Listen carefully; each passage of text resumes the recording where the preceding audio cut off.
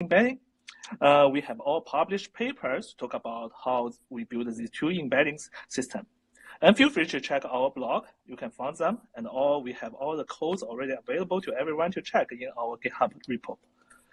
So both of the same cluster embedding and the twin embedding are also being used as a machine learning feature in the ranking stage. So, JJ, would you like to give us more details about how our ranking works? Yeah, thanks. Hi, I'm JJ. I'm an engineer at Twitter. I relatively recently started working with the timelines team. What we've gone over up till now is how we get like a set of candidates. So that's like a fairly large number of tweets that we can potentially show in your timeline.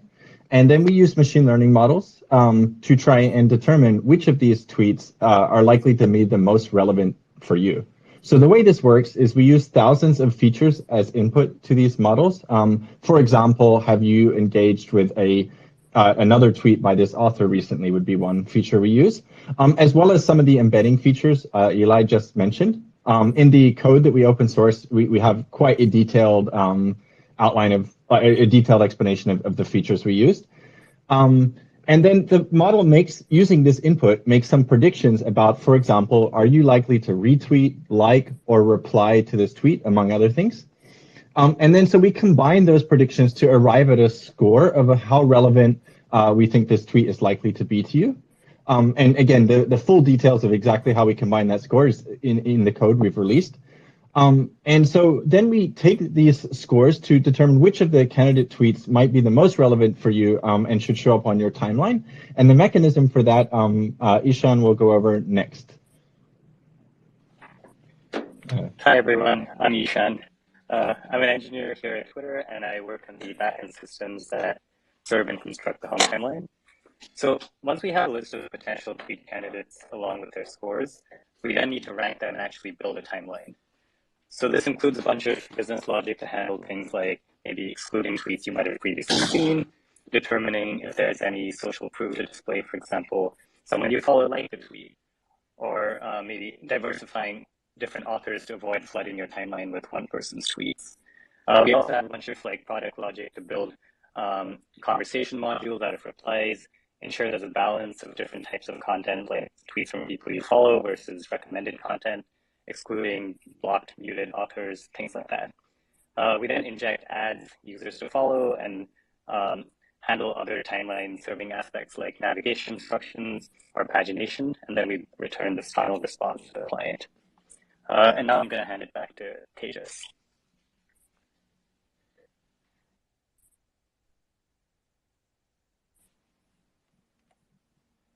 Yep. Now we have Jawad and Ella, if you want to give some perspective Hi, everyone. on the trust and safety aspect. Yep, absolutely. Can you hear me, Tejas? Okay. So, hi, everyone. This is Jawad from Trust and Safety. So today we are open sourcing part of the code base of two main components of Trust and Safety team at Twitter. The main component comes from the detection component. We are open sourcing the code base, the training code base of a few machine learning models, including not safe for work, abuse, and toxicity model. The second component is called visibility filtering library, which is basically the remediation layer of trust and safety with other product surfaces like home timeline ranking, enforcing Twitter policies, most of Twitter policies across those surfaces. I'm going to pass it to Tejas. Hi, Elon, any comments? And you want to have what would be the impact of this open sourcing in general to the community and Twitter's future? Yeah, sure. Well, let's see. I see there's a lot more people that have joined. So I think it's probably worth me repeating the introduction for those that did not hear it. The goal with open sourcing the Twitter algorithm is to build trust and transparency with users. Build trust through transparency, I should say. in that I don't think you should trust any social media algorithm that is a black box and you don't know what's going on in there. We're trying here with Twitter to really be the most trusted place on the internet, where you know you're talking to real people, and you know why things are happening on Twitter, and it's not or it's the like the least gameable system on the internet is our goal.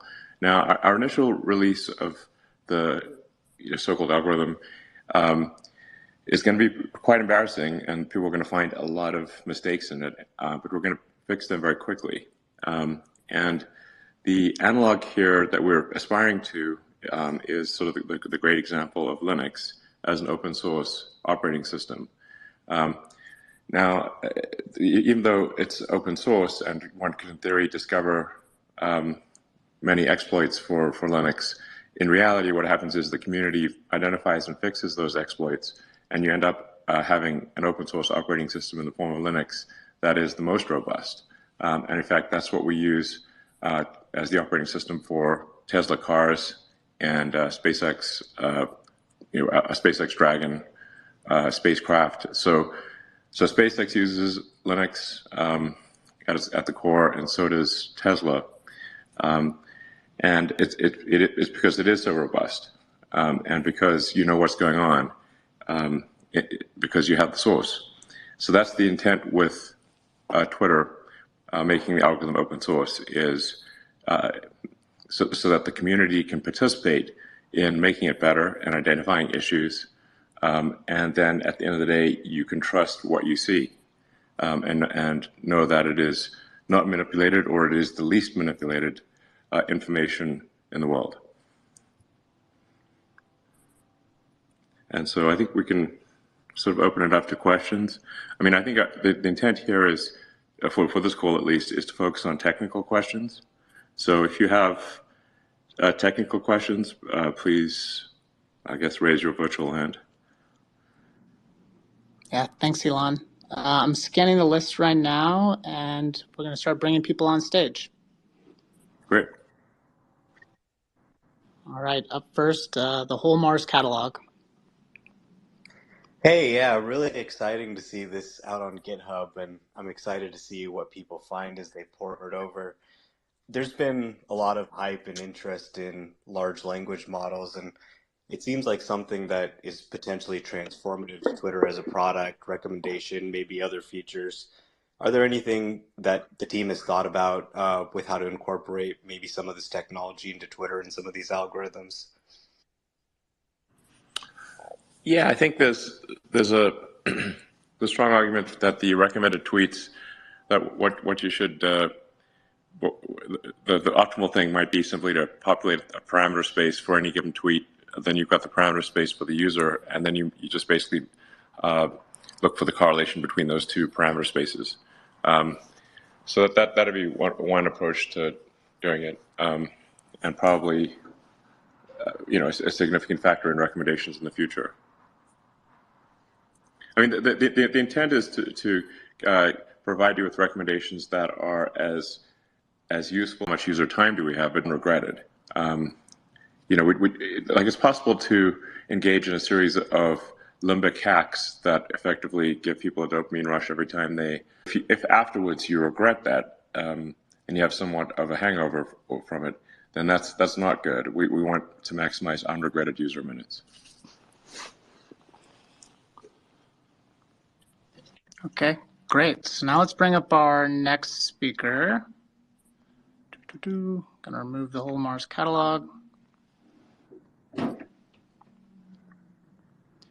All right, how about we bring up the Doge designer?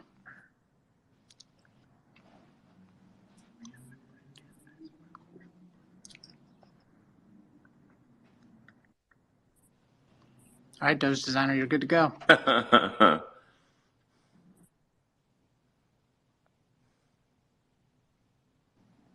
Doge designer, are you there? You're free to speak.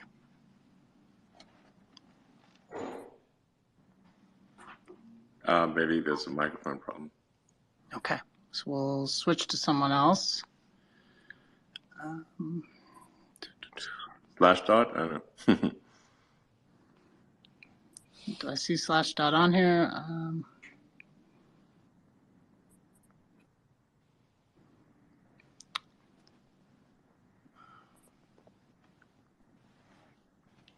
Like I said, we're kind of looking for technical questions or anything, things that where you have a question about the source code, and we can try to address it.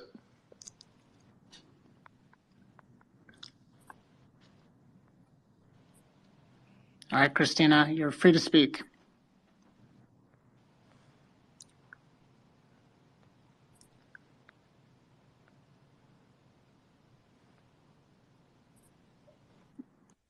All right, Christina, fire away.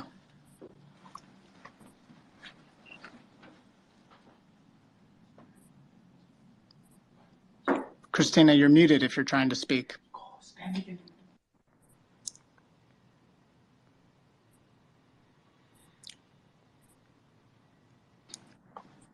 Okay, it's like I said. Let's try to look for people who have technical questions. So if you have a question about the code or something that we can answer, that would be helpful as you look at the source code.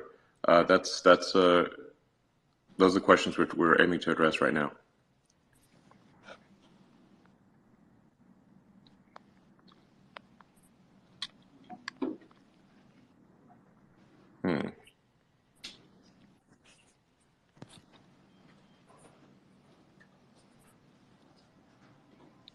All right, Josh, you're free to speak.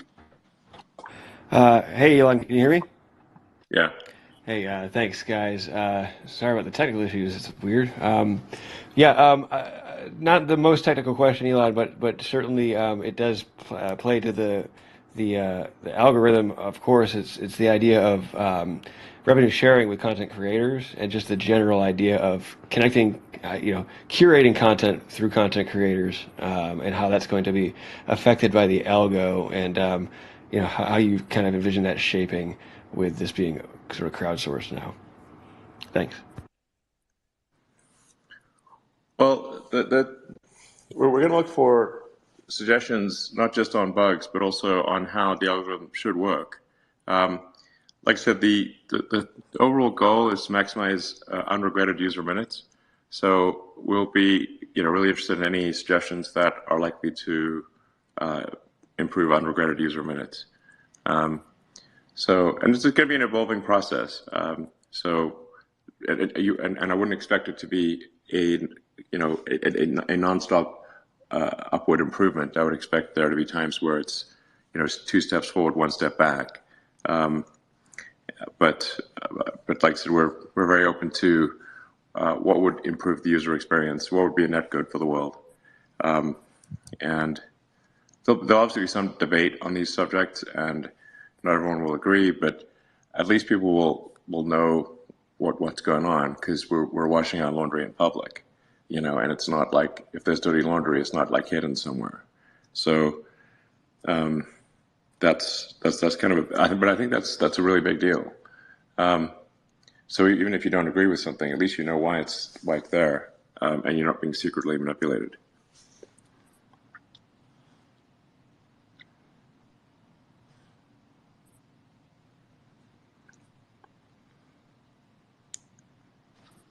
All right, JCS, you're up next. All right, you're free to speak. I think Ella may have been trying to speak earlier, or maybe I'm not sure as well. So, but JCS, go ahead.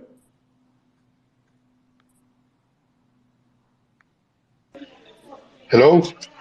So first, yes, Elon, thank you very much for everything that you do for free speech, for freedom. Second, yes. Can you hear me? Yes. Okay.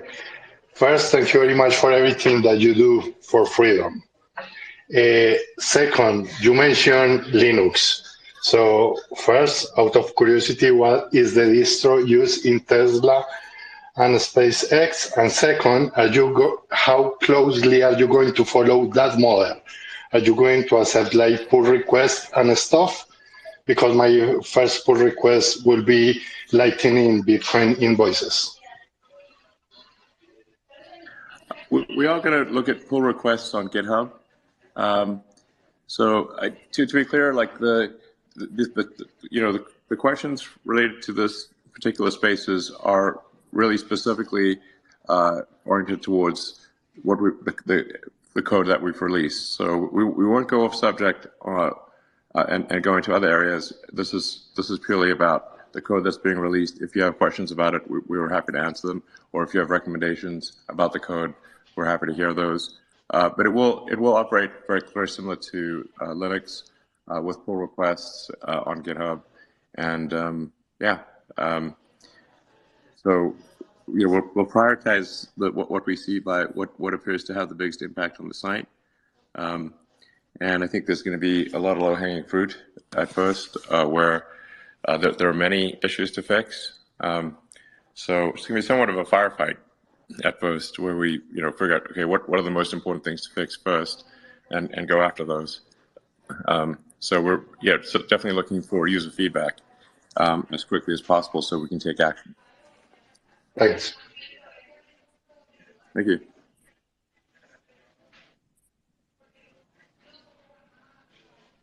Okay, so let's find our next person to bring up.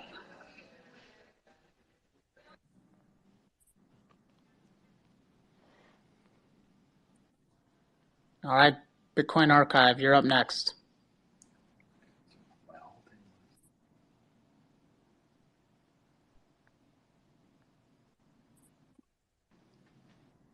All right, Bitcoin Archive, you're free to speak. Oh, hi guys, can you hear me? Yes. Elon, one of the concerns that I have is that now that you've open source, or you're about to open source the code, is that everyone's going to start tweeting in much the same sort of formulaic way to optimize engagement. How are you going to deal with that? Well, the code, we have released the code. It's on GitHub right now. There's a link. You can just click on the link and at Twitter or on my account. Or just search GitHub. So it is there right now. I fully expect that there will be attempts to exploit what people see in the algorithm. So we want to address and patch those as quickly as possible. So we've tried to fix everything that we thought was obvious, but there's going to be things that we missed. So we're looking for feedback from the world, and we'll fix it as soon as possible. And then, like I said, we'll be oriented towards making changes that maximize cumulative unregretted user minutes. That's our goal. So can I have one more question? When you mentioned unregretted user minutes, that sort of pricked my ears a little bit, because I think Netflix kind of optimized in roundabout the same way, but I'm forever dissatisfied, unable to find anything to watch on Netflix. And I wonder, is there any more behind that metric that you might be able to share with us that's embedded in the code? Well, you can literally see the code for yourself, and you'll see what other people who read the code, what their thoughts are. So this is, Bitcoin is open sourced as well, which I think is good and contributes to the robustness of Bitcoin mining and making sure there aren't exploits in the Bitcoin system. So I guess another good example of open sourcing making something robust is Bitcoin. Thank you. Thank you.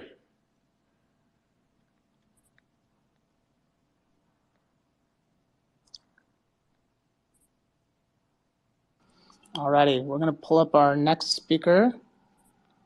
Can you add me back?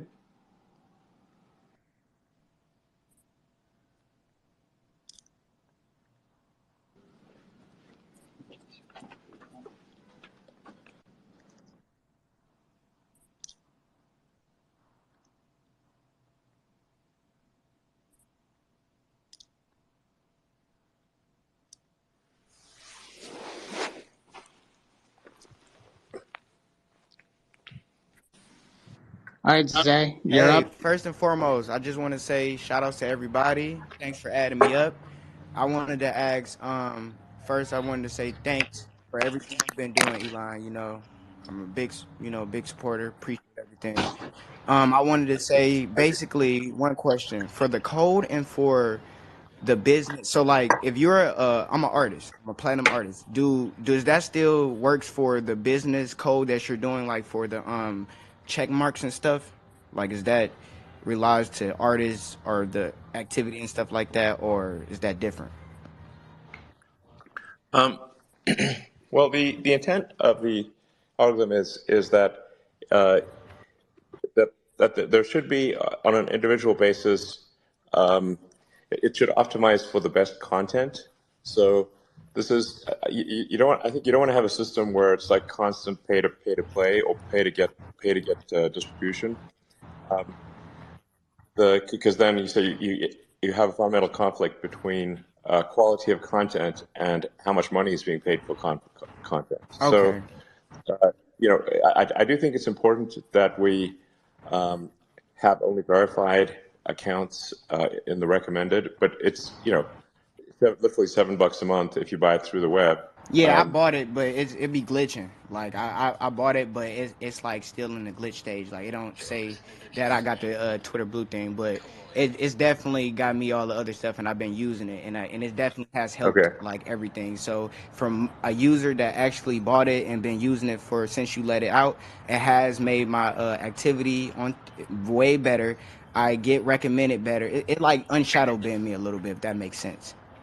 So I appreciate everything, and that's all the questions I just wanted to have. I appreciate all you guys for having me up here, and I'm a big fan. All right, thank you. Appreciate the feedback. All right. Up next, we're going to go with Mary.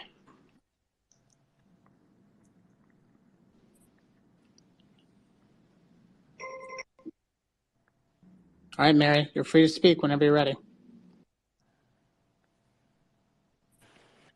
Hi. Hello. Hello. Yeah. Hi. Really didn't expect to get let on. Longtime Twitter user here since March 2009. The only thing I miss is the fail whale. Make system failures cute again. Okay. You can put them in space or something. I don't know. Sure. Hopefully we have the system failures are hopefully very rare. Of course, but like anything's better than making like 50 or whatever. Like that would be just amazing. Okay, sure. Noted. Well, 150 should be quite doable. We are rolling out a bunch of improvements in April to DMs, which are admittedly long overdue, so that you'll be able to reply to an individual DM. So like there's a whole bunch of messages, we're talking like basic messages 101 here. But we're rolling out the feature next month so you can reply to an individual DM, and then you can also have any kind of reaction emoji that you want. And then it just caches the your most used reaction emojis. It was super basic stuff. But then also you'll have the option to turn a chat, initially just one-on-one, to turn a chat to encrypted. So you'll lose some convenience if you make a chat encrypted, because it's like harder to move that to a new phone. But you'll just have the opportunity to turn a chat to be encrypted or not encrypted very easily, just tap of a button. So that should be really, helpful for privacy. And then sort of later this year, or hopefully not too far in the future, hopefully only a few months away, we'll be adding in the ability to do voice DM through DMs, to be able to say, like, can you speak to someone and have a voice chat or a video chat? So can you, if you've got a DM group and you want to turn that into a spaces, private spaces, audio chat, or a video chat, although it gets a little unwieldy at 150, that you can do so. But I think it would be kind of cool to be able to use your Twitter handle to have a conversation with someone else without having to give away your phone number. So that seems like it could be pretty cool. Thanks. All right, up next is Sterling. Hey, what's up? Thanks for having me up. I've got one technical suggestion and two questions. The first, obviously, you guys are, you have this embedding space for how, users are related to each other and related to people you follow and stuff. And I feel like just giving people a direct user interface to that embedding space would be a huge user value. You do that in the Twitter Blue top articles where you can see like the top things people you follow are posting, but also people they follow, which I feel like is a massive, value add to give people direct access to the way that these graphs are constructed. But the two questions that I have, just in the few minutes that I've been looking through this code trying to make sense of it, there's a user mass file, and it seems like if you're following over 500 people, and your following to follower ratio is above 60%, you actually get punished. So, if you're following 1,000 people and, if you have 1,000 followers and you're following 800 people, you'll be shown less often than if you unfollowed 300 of those people. And I get how that could punish people who are following lots of people to spam, but it also sort of punishes curious people who want to use the platform. So I feel like that could use some work or looking into. And then my second question is there's this file called home tweet type predicates. And there's completely separate types of tweets if author is Republican, author is Democrat, author is power user, or author is Elon. And I feel like I could see why you might want to categorize those things, but just political bias aside, dividing people into Democrats and Republicans and not having more granularity, just seems problematic, and it's reinforcing our two-party system, which it's just a bummer to see that sort of stuff explicitly called out and not an emergent property of some deep neural networks embedding space. I agree that shouldn't be there. That's why I prefaced this by there's going to be a ton of stupid, embarrassing things that are shown here with the making the code open source. The intent is not to say, hey, here is our incredible open source. It is a flawless gem. It's no, it's got a lot of issues that need to get fixed, and I think you've identified at least one of them. So we want to basically delete as much as possible that is creating a bias. And do it pronto. So yeah, I mean, it definitely shouldn't be dividing people into Republicans and Democrats and whatnot. That makes no sense.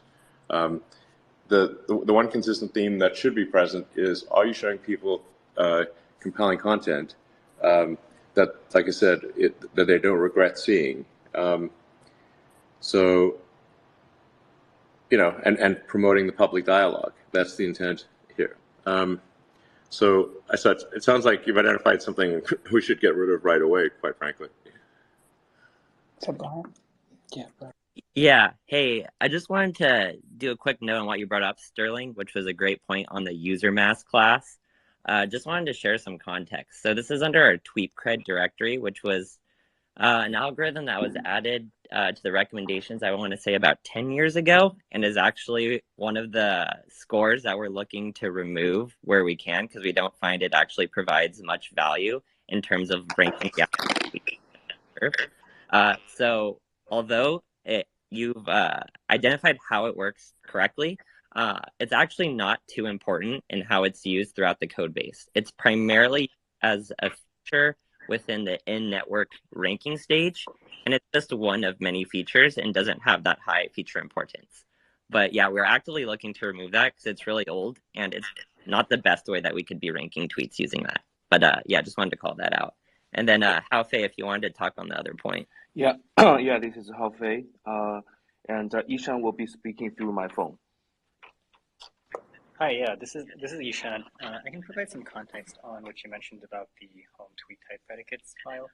That's purely for metrics collection so that we can track how different groups are doing and make sure that in A/B experiments that we don't penalize certain groups of people more than others. It's purely just for collecting stats. But we should get rid of it. Yep. Consider it gone. Okay, great. Thank you, Sterling. Up next is Yusuf. Okay, thank you. All right, Assalamu alaikum during the blessed month of Ramadan. I have a question for the team at Twitter. So the question I have is, has there been, I'm sure there has, but I would like to know what the thoughts are on the question regarding removing the whole concept of the algorithm or reducing the concept of the algorithm down to something much more discreet and elegant, which is what Twitter's origin was, which is that essentially the people are the algorithm, meaning that you decide to subscribe to someone, you see their tweets in chronological order, and then the retweet functionality acts as the boost or the signal that allows you to see new tweets and interesting tweets. So the people are essentially the algorithm. And would this also then maybe accomplish the goal of reducing regret, because it essentially turns the algorithm into decentralized individual responsibility to follow people who are interesting or not. So I'd like to know what the thoughts are on that, because that is essentially what Twitter's origin was, right? So what are the thoughts on that, simplifying the concept? It still would be an algorithm, it's just much simpler. Thanks. Well, I mean, the following algorithm should be exactly that. So the intent there is that the following algorithm be, the people you follow and what they do. So it's very easy to switch back and forth between the recommended and the following. You just sort of swipe left and right to go back and forth. The reason for the recommended algorithm is just that there are often things that are great that are happening, but you don't know that they are happening, or there's something very entertaining, interesting, funny, but it's not from anyone you follow. So, how do we expose people to that? And that's what the Recommended for You tab is for. Now, the following tab is what you described earlier, which is kind of the user-generated graph. So, we encourage people to switch back and forth between Recommended for You and following. Okay, understood. And what is the ultimate incentive, though? Is it about increasing, how much, interesting things you're aware of? I mean, how are we knowing that For You is a success? How do we know it's a success? I guess that's what I'm gonna. Well, I guess it would depend on are people using the Recommended for You column? If they're using that a lot, and it should be at this point, I think, sticky. So in other words, if you prefer to be on the following tab, then it'll leave you there. If you prefer to be on the Recommended for You tab, it'll leave you there. But like I said, it's just very easy to swipe left and right to switch between recommended tweets and the following user-generated follow graph, which is much more just that what people you follow are saying. But we generally do see a preference, a user preference for the Recommended for You over just the user graph, the direct user follow. We see a preference for Recommended for You versus the following. So we must be doing something reasonably right in the Recommended for You stuff, or we wouldn't see a user preference that's quite strongly weighted to the Recommended tab. Great. Up next is Farzad. Yes, thank you. Just want to give everybody a huge props. I think you guys are doing a really good job. I've been on Twitter for a while, and I've never been more addicted. And I don't know if that's a good thing or a bad thing, but I really want to give you guys a huge props. My question. The key is, as I was saying, is like unregretted user minutes. So if you're spending a lot of time on Twitter, but you found the time, you look back on the time, and it was like, you learned less useful information, and you were entertained, it made you laugh, and that kind of thing. Which I have to say, I was just thinking about it. Like, I get more laughs from Twitter per day than anything. So it's it is working for me in that sense. Yeah. So as long as the time you're spending is not regretted, then I think that's great. Yeah. No, I would say it's been a great place to just find information. It's my key tool for getting the news and just learning new things. So I think from that perspective, it's just, it's hard to step away because there's just so much to explore. But I think it's just more about my own self-control there. But I think you guys are doing a really good job with that. Around the trust sort of question, I think one of the big competitive advantages that I see in Twitter around trust is the community notes function, which I think is a really cool tool. But like within the context of AI and this whole Mid-Journey thing that we all know about ChatGPT, Mid-Journey, there's increasingly more and more sort of things that are coming up that could be very confused for reality. Yep. And it seems like we're so close to just it being indistinguishable from being real life. How are you guys thinking about that solution? Is it scaling up community notes? Is it something else? I'm just really curious to hear where you guys' heads are at with that. Yeah, I think we're trying to scale up community notes as much as possible. I think that for important information that is potentially misleading to the public, notes is a very powerful means of getting to the truth. So the ways that we can improve notes are obviously having the notes appear faster, so that they, it takes, if there's some piece of information that's going viral but it's wrong, then we want notes to fix it before it goes, too viral too fast. But then that's weighed against us having enough contributors to the note and enough validation of the note by trusted contributors to be able to actually make that note visible. So now, as more people see the note and contribute and comment, that increases the sort of credibility score and the sort of meaningfulness score of the note, and then it will surface faster. So, but I do think it's one of the most powerful things that we've got to get to assess the truth. And the notes apply to everyone. It applies to me, it applies to advertisers, it applies to presidents of countries. There's notes apply to everything on the site. And I think what we do see happening, or at least my sort of observation, is that once people get noted a few times, they're a little more careful in the future about what they say. So, for some prominent accounts out there where they've been community noted a couple times, I've noticed that they now are a little more accurate in what they say, which is encouraging. Great. Up next is Abhishek. Hi, Mr. Musk. Big fan here.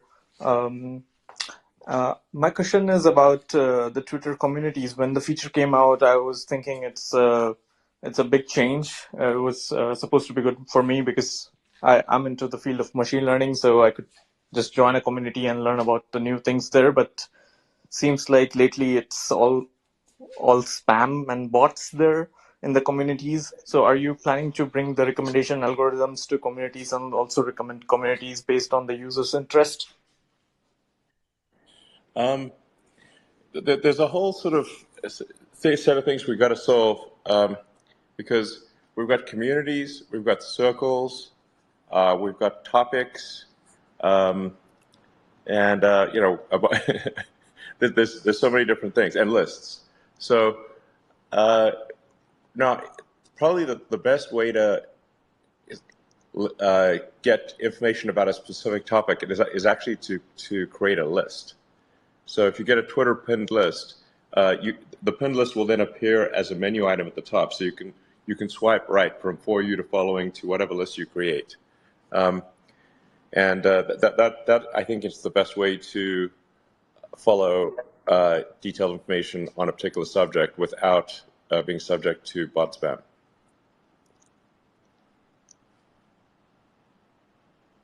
But we need something we need to do is we need to make it easier to create a list and to recommend high quality lists in particular subject areas. Thank you. Okay. Thank you, Abhishek. Up next is Madi. Hey, there is a question about a piece of code in the repo that you've just published about a line of code that is labeling some tweets that the author is Elon. Can you please explain about that? Yeah, I mean, yeah, guys, what's going on?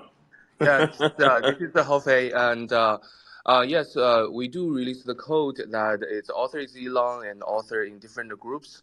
If you read the code carefully, that's only for stats tracking purposes, and it has nothing to do with the algorithm. It's only for stats tracking purposes. The reason why we put it in to make sure that the product changes that we have made, no matter it's around the algorithm or user experience, and we want to make sure we don't bias towards one group versus another one. So that's why the group exists. So yeah, that's why the code is there. So and there's no special treatment on algorithm at all. It's just only for stats tracking purposes.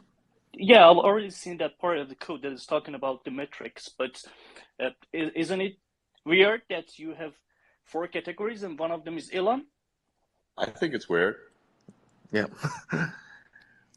I mean, this is the first time I'm learning this, by the way. So that's the privilege of being open source. So you can see it in GitHub now. Yeah, Joe, that's one of the big reasons that we open source all these things. We're looking for feedback. We're looking for areas to improve, and we'll make improvement aggressively. We'll open source. Thank you. Thank you.